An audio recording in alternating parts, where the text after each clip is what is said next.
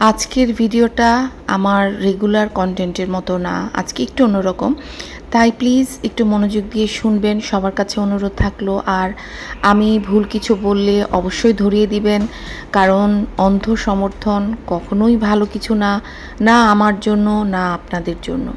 কারণ আজকাল মানুষ এই কন্টেন্ট করতে গিয়ে নিজেকে বেস্ট প্রমাণ করার জন্য বা বেশি ভিউ বলেন বা বেশি মানে সাবস্ক্রাইবার বলেন, এগুলির জন্য মানুষ অনেক নিচে নেমে যাচ্ছে। মানে একজন কন্টেন্ট ক্রিয়েটর আরেকজন কন্টেন্ট ক্রিয়েটরের সাথে শত্রুতা পর্যন্ত হয়ে যাচ্ছে, হিংস্রতা তো হচ্ছেই।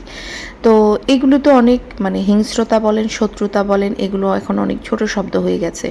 কন্টেন্টের খাতিরে মানুষ এখন মানে একে অপরের এমন শত্রুতে পরিণত হচ্ছে যে সেই শত্রুতার জের ধরে একটা ছোট্ট নিষ্পাপ বাচ্চাকে নিয়ে নোংরা কথা বলতেও কারো জিভ কাঁপছে না। এখন কিন্তু এই ধরনের একটা বাচ্চাকে যখন টেনে নিয়ে আসে তখন সেটা কিন্তু আর কন্টেন্ট থাকে না, সেটা বলতে পারেন যে সরাসরি মানসিক বিকৃতি। হ্যাঁ, সত্যি কথা বলতে যে আমি নিজেই বিশ্বাস করতে পারি নাই। আমাকে একজন কমেন্ট করে জানিয়েছে যে কি হয়েছে, তো জানানোর পরে আসলে আমি ভেবেছিলাম যে এটা কি আদৌ সম্ভব, হয়তো বা অন্য কোনোভাবে বলেছে, কিন্তু তারপর আমি নিজে গিয়ে ভিডিওটা দেখলাম। ভিডিওটা দেখে আমিও স্তব্ধ হয়ে গেলাম। আর কমেন্ট সেকশনে ঢুকে যে দেখলাম সেটা আরও শকিং। কেউ মানে কেউ যখন এতটা নিচে নেমে কোনো বাচ্চাকে অ্যাটাক করে, কোনো বাচ্চার জন্য এই রকম একটা জিনিস দোয়া করে, তো সেটা যেমন লজ্জার, তেমনি ওই কমেন্ট বক্সে যারা চুপ ছিল, নীরব ছিল, তারাও কিন্তু কম অপরাধ করে নাই। তো দেখেন, ব্যাপারটা হচ্ছে মতের অমিল হতেই পারে মানুষের সাথে, কন্টেন্টের লড়াই কন্টেন্টে হতে পারে, কিন্তু এখানে একটা বাচ্চার দোষ কোথায়? সে কি করে এই কন্টেন্টের ভিতরে বা এই কন্টেন্টের কোনো একটা বিষয় হতে পারে বলেন? তো আমি আপনাদেরকে বলবো যে আমিও অনেক সময় অনেক ভুল কিছু বলে ফেলি। আজকে যদি আমি এই যে এই ধরনের একটা কথা বলতাম, আর আমি একদম এক্সপেক্ট করতাম যে আপনারা আমাকে থামাবেন, আমাকে বলবেন যে এটা ভুল। কারণ ভুলকে যদি সবাই চুপচাপ মেনে নেয় তাহলে সেটা কিন্তু শুধু আমার না, আপনাদেরও ব্যর্থতা কিন্তু। তো যাই হোক, আমার দর্শকরা কিন্তু মানে আমার যে আপুরা, আমি দর্শক বলবো না, আমার যে আপুরা, প্রিয় আপুরা, তারা কিন্তু অনেক সময় আমার ভুল ধরিয়ে দেয়। সব সময় হয়তো ধরায় না, বাট প্রায় আমার ভুল ধরিয়ে দেয়। আর গতকাল আমি ভিডিওটা করেছিলাম, আমি কিন্তু বলেছি যে হ্যাঁ, আমাকে গালাগাল করা যাবে, যেহেতু ওই যে বললাম যে লড়াই হচ্ছে দুই দলের মধ্যে, তো এক পক্ষ নিয়ে কথা বলে আরেক পক্ষ গালাগালি করছে। যাই হোক, দেখেন আমি এরকম নোংরামির মধ্যে একদমই ঢুকতে চাই না। তবে কিছু জিনিস আবার চোখ বন্ধ করেও থাকা যায় না, কিছু জিনিস নিয়ে কিন্তু কথা বলতে হয়। তো আমাকে গতকাল একজন এসে বকাবকি করে গেছে, আমাকে বলছিল যে এই মহিলা। তো হ্যাঁ, আমি মহিলা, আমাকে মহিলা বলছে, তা আমি কিছু মনে করি না। কিন্তু ব্যাপার হয়েছে যে সে বয়সে কিন্তু আমার ছোট। তো বুঝেন অবস্থা, যে এমন একটা অবস্থা হয়ে গেছে এখন যে কন্টেন্টের জন্য একজন আরেকজনকে ছোট করতে বা একজন নিজের থেকে বয়স্ক কাউকে বা সিনিয়র কাউকে ছোট করে কথা বলতে মানুষ কিন্তু থামছে না, তাদের মুখ আটকাচ্ছে না। পরিবেশটা এরকম হয়ে গেছে, আমি খুব অবাক হচ্ছি। ইউটিউব জগতে আমি খুব একটা নাই, কিন্তু আমি কিন্তু অনেকের ভিডিও দেখতাম আগে, এবং সেখানে যে যুদ্ধ দেখতাম আমি অবাক হয়ে যেতাম যে কন্টেন্টের জন্য মানুষ একজন আরেকজনকে ছিঁড়ে ফুঁড়ে খেয়ে ফেলছে। তো যাই হোক, বেশি কথা না বলি, আসল কথাতে আসি। আসসালামু আলাইকুম আমার প্রিয় আপুরা, সবাই যেখানে আছেন ভালো আছেন। অবশ্যই আপনাদের সবার কাছে রিকোয়েস্ট থাকবে আমার চ্যানেলটা সাবস্ক্রাইব করবেন, লাইক দিয়ে ভিডিওটা দেখা শুরু করবেন, এবং যদি ভালো লাগে অবশ্যই আমার ভিডিওতে আপনাদের মূল্যবান মতামত দিয়ে যাবেন। তো চলেন শুরু করি। শুরুতেই আমি রাজ আর আফসানাকে নিয়ে কিছু জিনিস ক্লিয়ার করতে চাই, এবং তাদের পিছনে লেগে থাকা যে দুই পাহারাদার, দাঁত ফাঁকা রিমো আর তার সেই সার্কাসের বানরের মতো লাফানো জামাই। তো এদের লাফালাফিটা তো দেখছেন যে ভিডিওর পর ভিডিও দিচ্ছে, এমনকি আফসানাকে নিয়ে পর্যন্ত তাদের চ্যানেলে উপস্থিত হয়েছে এবং সেই যে বানরটা কিন্তু খুব দাঁত কিলিয়ে কিলিয়ে হাসছে। তো আমি কিন্তু একটা জিনিস পরিষ্কার করে বলে দিই, আমি কিন্তু কোনো ভিডিওতে আমি বলি নাই যে রাজ ধোয়া তুলসী পাতা, খাঁটি দুধের ধোয়া মানুষ, কোথাও বলি নাই। আমি দালালি আমি রাজের দালালি করতেও কিন্তু আসি নাই। আমি শুধুমাত্র কিছু যুক্তিভিত্তিক কথা বলছি যেটা অনেকের মগজে ঢুকছে না। দেখেন, এই যে আফসানা মেয়েটা বলল যে এই রাজের বিয়ে রাজের যে কোনো কিছু নাই, রাজের যেই বাসাটাতে থাকে সেটা রাজের না, ওদের কোনো সম্পত্তি নাই, ওরা গরিব, ওকে কোনো কিছু জামা কাপড় দেয় নাই। আচ্ছা, এই জিনিসগুলো কি ইউটিউবে খোলা খাতা না? কেউ কি জানে না রাজের যে কিছু নাই? এটা তো কোনো গোপন তথ্য না, পুরা ইউটিউবে খোলা খাতার মতো উন্মুক্ত। রাজ কোথায় থাকতো, কোথা থেকে কোথায় উঠে আসছে, কি করত, রাজের কি অসুখ আছে, সব কিন্তু ইউটিউবে রাজ এসে বলছে। এবং রাজের বাবা মা গরিব, রাজের মা অনেক বাবা কষ্ট করে সংসার চালায়। রাজের এর আগে 3-4টা বিয়ে হয়েছে, রাজের 2টা সন্তান আছে, সমস্ত কিছু কিন্তু খোলা খাতা। রাজ কিন্তু সবই ইউটিউবে এসে বলছে। এবং শারমিনের সাথে যখন তাদের ঝগড়া বিবাদ চলছিল তখন কিন্তু একজন আরেকজনের অনেক গোপন তথ্য ফাঁস করে দিছে। শারমিন মাল্টিন প্লাগ এসে বলছে যে তার কাছে যৌতুক চাওয়া হয়েছে, তাকে মারধর করা হয়েছে, তারপরে হচ্ছে তাকে শারীরিক নির্যাতন করছে, অনেক কিছু কিন্তু মাল্টিপ্লাগ ক্লিয়ার করছে ভিডিওতে, চ্যানেলে এসে। তাহলে যেই মেয়েটা আফসানা একে বিয়ে করছে, ওদের কিন্তু ভিডিও দেখতো, ওদের ব্লগিং দেখতো চ্যানেলে। তাহলে এই মেয়ে জানে না সব কিছু? এবং আফসানার ব্যাপারটা রাজদের পক্ষে জানা সম্ভব না, কারণ ওই মেয়ের কোনো ইউটিউব চ্যানেল নাই, ঠিক আছে? কিন্তু রাজের ব্যাপার কিন্তু উন্মুক্ত খোলা খাতা, সেটা কিন্তু আফসানার সব জেনে শুনেই বিয়ে করছে। আফসানা যদি এখন অস্বীকার করে সেটা আফসানার প্রবলেম, কারণ তুই ইউটিউবে ব্লগিং দেখে একটা ছেলেকে বিয়ে করছিস, তো সেই ছেলের সব কিছু তুই জানতি। তুই বলি তুই শারমিন আপুকে চিনতি, তো শারমিন আপুর ভিডিওতে তুই দেখছিস এবং এদের যে ঝগড়াঝাটি হয়েছে সেটাও তুই দেখছিস, ঠিক আছে? আর এই যে মাল্টি রিমো কিন্তু আগে রাজভাই করে অজ্ঞান হয়ে যেত। হ্যাঁ, তো তখন কি মাল্টি রিমো জানতো না যে এই লোকটা তো খারাপ, এই লোক আগে 3-4টা বিয়ে করছে? জানতো কি না? এদের ফ্যামিলির কিন্তু সবাই জানে, কারণ রাজ কিন্তু আপনার বিল্লালের বন্ধু। তাহলে একটা বন্ধু কিন্তু আরেকটা বন্ধুর অনেক গোপন কথা জানে, অনেক গোপন তথ্য জানে।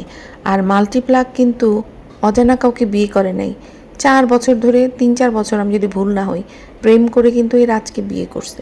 তো এই 4 বছরে এই লোকটা যে নেশা করে একবার ধরা পড়ে নাই ওদের চোখে, আর বিল্লু ওকে বলে নাই যে এই লোক নেশা করে। রাজের কথা বলছি। একটা মানুষ যখন নেশা করে তার বন্ধু বান্ধবদের সঙ্গে অবশ্যই শেয়ার করে, বাবা মাকে শেয়ার না করলেও বন্ধু বান্ধবদের সাথে শেয়ার করে যে সে নেশা করে, এবং বন্ধু বান্ধবরা অবশ্যই সবার আগে জানে যে নেশা করে। তাহলে মাল্টিপ্লাগ 4 বছর প্রেম করলো, মাল্টি রিমো ওদের সাথে 1 বছরের মতো ওদের পরিবারে আসা যাওয়া করলো। মাল্টি রিমো এত কিছু জানতো না ওর সম্পর্কে, আর ওর বান্ধবী 4 বছর ধরে প্রেম করতেছে এই লোকের সঙ্গে, এই লোকের ভেতরের খবর ওরা কেউ জানতো না? জানতো কি না বলেন? তারপরেও আরও কিছু আছে।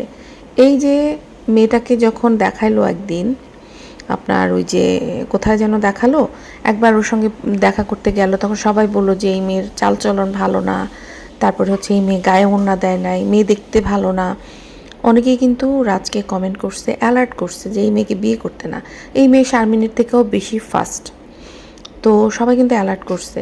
তারপরে তখন এরকম কমেন্ট, এই ধরনের কমেন্ট দেখার পরে ওই মেয়ে আবার বলছে যে না, আমাকে দেখাবেন না, কারণ আমাকে নিয়ে অনেক আজে বাজে কমেন্ট করতেছে, ওই ভিডিওটা হাইড করে দিবেন, এরকম কিছু। তাহলে দেখেন, ওই মেয়ে কমেন্ট পর্যন্ত পড়ে, কমেন্ট সেকশনও পর্যন্ত পড়ে। তাহলে যদি বলে যে সে কিছু জানে না, তার সঙ্গে প্রতারণা হচ্ছে, তাহলে এখানে ভুল কে? ওই মেয়েটা ভুল? আর রাজ যদি বলে আমি কিছু জানতাম না, এটা মেনে নেওয়া যায়, কারণ ওই মেয়ে সম্পর্কে না জানার এই কথা। ইভেন ওই মেয়ে যে গান গায় সেটাও এরা জানতো না। এখন এই যে বলছে নেশা করে, হতে পারে, আমরা কেউ জানি না নেশা করে কি না। হ্যাঁ, আবার বলছে যে ওর ভাই ওর দিকে কুনজরে তাকায়, সেটাও হতে পারে। ভিত্তিহীন কথা কিন্তু না এগুলো, তাই না? আগের সাথেও কিন্তু এই লোকের 1 বছর সংসার করেছে। মাল্টিপ্লাক কিন্তু এই অ্যালিগেশন দেয় নাই যে তার স্বামীর মানে তার ভাসুরের তার উপরে কুনজর আছে, এই অ্যালিগেশন কিন্তু মাল্টিপ্লাক দেয় নাই। কিন্তু আফসানা কিন্তু মাত্র 1 মাসের বিয়ের যে টাইম, সেই টাইমের মধ্যে সে কিন্তু তার ভাসুরের নামেও অ্যালিগেশন দিয়ে গেছে যে তার ভাসুরের তার দিকে কুনজর আছে। তো দেখেন, আমি একটা কথা বলি যে এই যে রাজের কিন্তু অনেক দোষ আছে। তো সেটা নিয়ে ওর নিজের ভাই বলছে যে রাজকে এত তাড়াতাড়ি বিয়ের সিদ্ধান্ত নিতে মানা করেছিল, কিন্তু ওই যে কিছু মানুষ আছে ফ্যামিলির কথা শুনে না, নিজে একটু ইনকাম করে, ভাবে যে নিজেই সব কিছু জানে, তো যার কারণে বিয়ে হলো। তাতে কী লাভ হলো? 1 মাসও টিকে নাই। বউ পটপট করে ব্যাগ গুছিয়ে নিয়ে বউয়ের মতো জীবন চালাচ্ছে। আর যাওয়ার পরে সেই একই পুরানো ক্যাসেট কিন্তু চলছে যে আনফিট, মানে বউকে খুশি করতে পারে না, নেশা করে, আর তার বড় ভাসুরের তার উপরে কুনজর আছে। একই এলিগেশন কিন্তু আপনার ওই মাল্টিপ্লাক দিয়েছিল। হ্যাঁ, মাল্টিপ্লাক আনফিট বলে নাই, কিন্তু মাল্টিপ্লাক নেশা করে, মারধর করে, তারপরে হচ্ছে আরেকটা কিছু বলছে যে মাঝরাতে উঠে উঠে তাকে টর্চার করে। সেই টর্চারটা কি? মানে শারীরিকভাবে ওর সঙ্গে কোনো কিছু করতে চায়, রাতের বেলা উঠে, এরকম কিছু বোঝাতে চাইলো কি? হতে পারে। তো এখন কথা হচ্ছে, আমি কিন্তু কখনোই বলি নাই এ ভালো ও ভালো। আমি বলছি যে এই যে জিনিসগুলো ওই লোকের নামে যে অ্যালিগেশন দিল রাজের নামে, এগুলো কি এই আফসানা জানতো না? সব কিছু তো খোলা কথা ছিল, তাই না? আর এই যে যে এলিগেশনগুলো দেওয়া হলো, হ্যাঁ, তো এই ধরনের জীবনে যারা কিছু করে না, তাদের কিন্তু এই ধরনের নেশাপানি করতেই পারে। কিন্তু আফসানা 100 বার জানতো, এদের ব্লগ নিয়মিত দেখতো। ব্লগে রাজ যে ছিল, এই যে নেশা করে, তারপরে যে মাল্টিপ্লাগের যে চ্যানেল চুরি করে নিয়ে গেছে, এত কিছু হলো। তারপরে এই আফসানা ওদের কমেন্ট বক্স পর্যন্ত পড়ে। তো সব কিছু জেনে শুনে কিন্তু সে বিষ পান করেছে, তাই না? তাহলে এই বিষ গিলে সে এই ফ্যামিলিতে ঢোকার আসল উদ্দেশ্যটা কি? আমার কেন জানি খটকা লাগছে যে এই আফসানা আসলে মাল্টিপ্লাগের সাথে ভেতরে হাত মিলিয়েছে। মাল্টিপ্লাগ যে মানে কি বলে এটাকে, এই যে মাল্টিপ্লাগ চেয়েছিল যে রাজ যে ওকে রেখে এত দ্রুত বিয়ে করলো, হ্যাঁ, এত দ্রুত যে বিয়ে করলো, আর ও যে অ্যালিগেশনগুলি দিছে, লোকজন তো ওকে খারাপ বলতেছে, আমরা সবাই কিন্তু মাল্টিপ্লাগকে খারাপ বলছি। সেই কারণে মাল্টিপ্লাগ হয়তো বা এই মেয়েকে ঢুকাইছে যে একই অ্যালিগেশন যেন নিয়ে আসে যে এরা 2 ভাই খারাপ। কারণ এতদিন কিন্তু বড় ভাই কোনো চ্যানেল ছিল না, এখন বড় ভাইয়ের চ্যানেল হওয়াতে বড় ভাইও কিন্তু তার ভাইয়ের পক্ষ নিয়ে ভিডিও করতেছে, যার কারণে ভাইকে এভাবে করে জড়ানো হচ্ছে।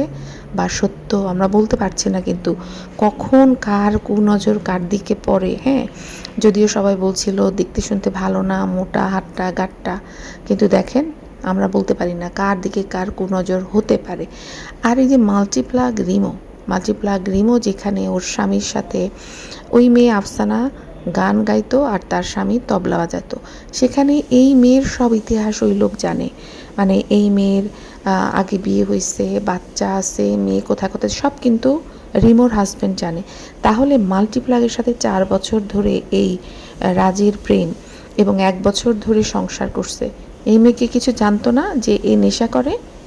আর এই আফসানার সাথে যেহেতু ওর স্বামীর এত ভালো সম্পর্ক, রিমোর স্বামীর, তাহলে খোঁজ খবর নিতে পারে নাই যে এইটা হয়েছে? অদ্ভুত লাগতেছে। আপনারা মিলায় দেখেন যে ঘটনাগুলি কিন্তু একটা আরেকটার সাথে খুবই ওতপ্রোতভাবে জড়িত। তো যাই হোক, আমার কথা হচ্ছে যে রাজ সেখানে এত এলিগেশন লাগাইছে, তো রাজ যদি মনে করে যে তাকে মিথ্যা অপবাদ দিচ্ছে, তাহলে সে মামলা কেন করছে না? তার কাছে তো নাকি অনেক প্রমাণ আছে, মামলা কেন করছে না? ইউটিউবে এসে কন্টেন্টে লড়াই করলে হবে? ভেবেছিলাম যে আজকে হয়তো ভিডিওটা দিতেই পারবো না, বাইরে গিয়েছিলাম তো কিছুক্ষণ আগে বাসায় ফিরেছি।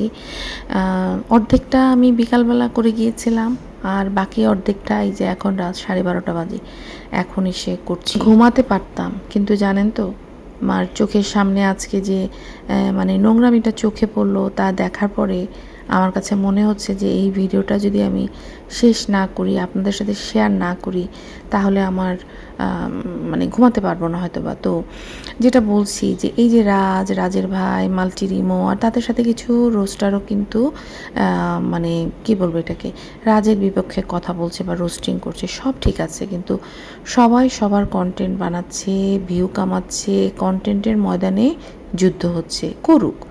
এইগুলো হচ্ছে আপনার ভার্চুয়াল জগতের, ঠিক আছে, ইউটিউবের, সোশ্যাল মিডিয়ার, কিন্তু আমার প্রশ্ন হচ্ছে যে এই কন্টেন্টের লড়াইয়ে একটা মানুষ কতটা নিচে নামলে, কতটা পশুতুল্য হলে একটা ছোট নিষ্পাপ বাচ্চাকে নিয়ে এই ধরনের জঘন্য কথা মুখে উচ্চারণ করতে পারে। মানে বিশ্বাস করেন, আমি না ভাবতে পারতেছিলাম না যে একজন কন্টেন্ট ক্রিয়েটার সে বলছে যে ওই যে ছোট বাচ্চা রাজের যে ছোট্ট মেয়ে রাইসা, সেই মেয়েটাকে যেন 120 জন পুরুষ মিলে বলৎকার করে। ছি ছি, আমি এরকম মানসিকতার উপরে থু দিচ্ছি, এরকম কন্টেন্ট ক্রিয়েটরের মুখের উপরে থু।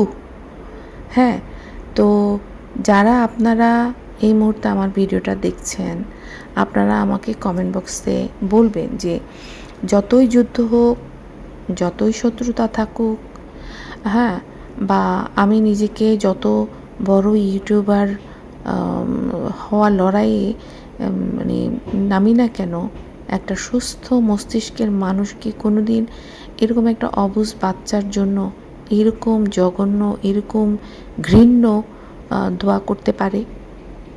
বলেন তো আমাকে। তার মধ্যে এই বাচ্চাটার কথা ভেবে আবার দোয়া বলছে, যে তার জন্য দোয়া করছে। তা আমার মাথায় এই কাজ, মানে মাথাটায় আমার অবাক হচ্ছি যে একটা মানুষ কতটা বিকৃত মস্তিষ্কের হলে, হ্যাঁ, যে কন্টেন্টের লড়াইয়ের জেদ মেটাতে একটা ছোট বাচ্চাকে এভাবে অ্যাটাক করতে পারে। মানে এটা কিন্তু খুব ঘৃণ্য অপরাধ।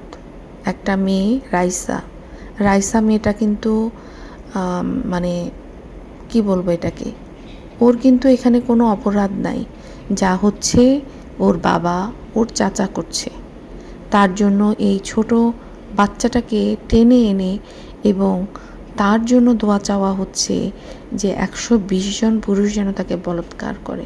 ভাবতে পারেন যে একটা মানুষের মন মানসিকতা কীরকম হলে এই ধরনের দোয়া ওইটুকু নিষ্পাপ বাচ্চার জন্য চাইতে পারে। আমার তো বলবো যে কোনো শত্রুর জন্য এই জিনিস চাওয়া উচিত না।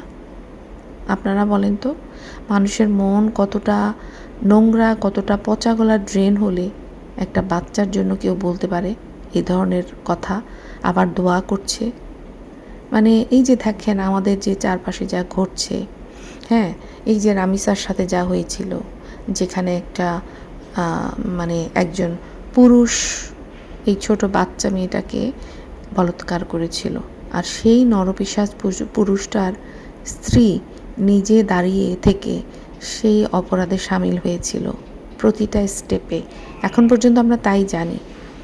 তো এই যে আজকে যে কথাটা বলা হলো এই ছোট বাচ্চাটাকে নিয়ে, হ্যাঁ, আপনাদের কাছে মনে হচ্ছে না যে একই রকম ঘৃণ্য অপরাধ দুটো? একই রকম ঘৃণ্য অপরাধ। এই ছোট বাচ্চাটার দোষ কী? ও তো কিছু জানেই না যে এদের এই সোশ্যাল মিডিয়াতে কী নিয়ে হচ্ছে, ওর বাবা কি বলছে, ও কিন্তু কিছুই জানে না। আজকে ওর বাবা যা করছে তার জন্য এই বাচ্চাটা কেন শাস্তি ভোগ করবে? সে তো নিষ্পাপ। আমার কথা হচ্ছে ভাই, লড়াইটা ওর বাপের সাথে হচ্ছে, তাই না? কন্টেন্ট বানাতে এসে যদি নিজের বিবেক আর মনুষ্যত্ব বিসর্জন দিতে হয়, তাহলে সেই কন্টেন্ট করে বা সেই টাকা ইনকাম করে সে কি কোনো দিন ভালো থাকবে আমাকে বলেন তো। আমি আসলে সত্যি ভাবতে পারছি না, আমি কখনো ভাবি নাই যে মানুষ এরকমও হয়, যে এত নিচে নেমে যায় যে একটা ছোট বাচ্চাকে নিয়ে এইভাবে কথা বলতে পারে। বিশ্বাস করেন আমি না এখনও মানে বুঝতে পারছি না। আমি সত্যি অবাক হয়ে যাচ্ছি যে আমাদের এই যে তথাকথিত সভ্য সমাজ, এই তো সেদিনের কথা যখন খুকির সাথে তার শ্বশুরবাড়ির ঝগড়া হলো, আমরা কিন্তু অনেকেই খুকির পাশে দাঁড়িয়েছিলাম, এখনও দাঁড়িয়ে আছি। কিন্তু কেন দাঁড়িয়েছিলাম? কারণ আমরা দেখেছি খুকির সাথে অন্যায় হচ্ছিল, তাই না? যার কারণে অনেকেই কিন্তু ঝাঁপিয়ে পড়ে আমরা মানে কমেন্ট বক্সে আমাদের নিজেদের বিবেক নিয়ে কথা বলেছি। অন্যায় দেখলে আমরা সবাই কিন্তু ঝাঁপিয়ে পড়ে কন্টেন্ট বানাতে পারি, জ্ঞান দিতে পারি। কিন্তু আজকে যখন একটা নিষ্পাপ বাচ্চার জন্য এমন একটা ঘৃণ্য এরকম একটা পৈশাচিক দোয়া চাওয়া হলো, আমি দেখলাম না কোনো কমেন্ট বক্সে বা কেউ এটা নিয়ে কোনো কন্টেন্ট করেছে বা একটা মানুষ কোনো কথা বলেছে। তো শুধুমাত্র একজন আপু, হ্যাঁ আমি নামটা বলছি না, যদি ওই আপুটা আমাকে কমেন্টে না জানাতো যে মানে রাইসাকে নিয়ে এই ধরনের বিকৃত কথাবার্তা বলা হয়েছে, আমি কিন্তু সত্যিই জানতাম না। কারণ আমি অনেক সময় সবার কন্টেন্ট দেখার আমার সত্যিই সময় নেই। আমি শুধু তিশাদেরকে দেখতে হয় যে তোদেরকে নিয়ে কন্টেন্ট করি, এছাড়া আমার বাদ বাকিদের মাঝে মাঝে যদি সময় পাই দেখি, না হয় কিন্তু কারো ভিডিও আমি দেখি না। তা আমি কিন্তু জানতামও না যে এই ধরনের কথা বলা হয়েছে, আর সে যে এরকম করতে পারে সেটা আমার ধারণা ছিল না। তা আপুকে আমার অন্তরের অন্তঃস্থল থেকে অনেক ধন্যবাদ। কারণ এই যে সমাজটা পচে গেছে এর ভিড়ে আপনার যে অন্তত বিবেকটা এখনও মরে যায়নি, সেটার জন্য আপনাকে সাধুবাদ। তো এবার দেখেন, একটু ঠান্ডা মাথায় চিন্তা করেন, রাজ আমাদের কেউ হয়, মাল্টিপ্লাক আমাদের কেউ হয়, তিশাদের পরিবার আমাদের কোনো আত্মীয় কেউ না। আজকে যদি রাস্তায় এই বাচ্চাগুলোর সাথে আমার দেখা হয়, সে মরিয়ম হোক, আদবিয়া হোক, মোহাম্মদ হোক বা মানহা হোক, হ্যাঁ যেই হোক, আমরা কি তাদেরকে গালি দিব? অন্তত আমি কিন্তু দিব না। আমি কিন্তু ওদেরকে দেখলে জড়িয়ে ধরে আদর করব, হ্যাঁ, কারণ ওরা আমার কেউ শত্রু না। ওদের নিয়ে আমি কন্টেন্ট বানাচ্ছি কেন?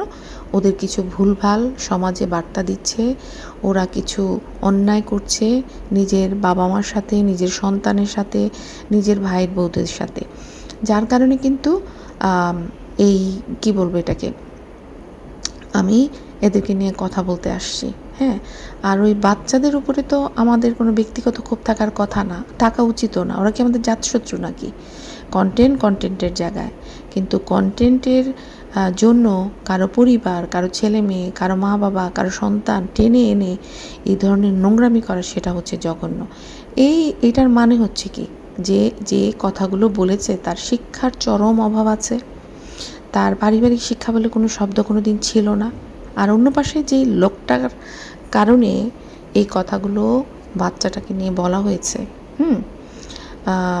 সে নিজের জায়গা থেকে নিজের শিক্ষার পরিচয় দিচ্ছে, কিন্তু তাকে ছোট দেখাতে গিয়ে কিছু কিছু মানুষ যে নিজে কোন লেভেলে নেমে যাচ্ছে এবং তার পারিবারিক শিক্ষা কী, সেটা কিন্তু সে প্রকাশ করে ফেলছে বারবার, যেটা কিন্তু করা উচিত না। আমরা এখানে শত্রুতা পাকাতে আসিনি, আমরা কন্টেন্ট করছি শুধুমাত্র কন্টেন্টের জন্য, ওইটুকুতেই থাকা উচিত, সীমাবদ্ধ থাকা উচিত বলে আমি মনে করি, হ্যাঁ। তো যাই হোক, আমি খুব অবাক হলাম যে একটা মানুষ এটা নিয়ে কথা বলে নাই। তাদের কাছে কি এটা অপরাধ বলে মনে হয় নাই? খুব অবাক হলাম আমি। আর দেখেন, এই যে একটা অবুঝ বাচ্চাকে নিয়ে যে এই ধরনের জঘন্য কথা বলা হলো, এটা কিন্তু সাইবার ক্রাইম বলেন, চাইল্ড অ্যাবিউজ, সব কিছুই কিন্তু মধ্যে পড়ে, হ্যাঁ। তো ওর বাবা যদি ভিডিও দেখে এবং সে যদি সাইবার মামলা করে, তাহলে কিন্তু সে ফেঁসে যাবে। কারণ এটা অন্যায়, এটা অপরাধ। কোনো সুস্থ মানুষ একটা নিষ্পাপ বাচ্চার জন্য এরকম দোয়া করতে পারে না, করা উচিতও না। যাই হোক, আমি আর বেশি কিছু বলতে চাচ্ছি না। আমাদের সমাজে ঘুণে ধরে গেছে, সেটা আমি বুঝতে পারলাম। যাই হোক, সবাই ভালো থাকবেন, দোয়া করি আল্লাহ যেন কোনো মানুষের বাচ্চাকে, সে আমার শত্রু হোক, সে আমার মিত্র হোক, কারো সন্তানের সাথে যেন কোনো রকম এই রকম বলাৎকার তো দূরে থাক, সবার সন্তান যেন নিরাপদে থাকে, সুস্থ থাকে, ভালো থাকে, এটা সবসময় আমার মন থেকে দোয়া থাকবে। তো এই ভিডিওটা এখানে শেষ করছি। সবাই ভালো থাকবেন। আল্লাহ হাফেজ।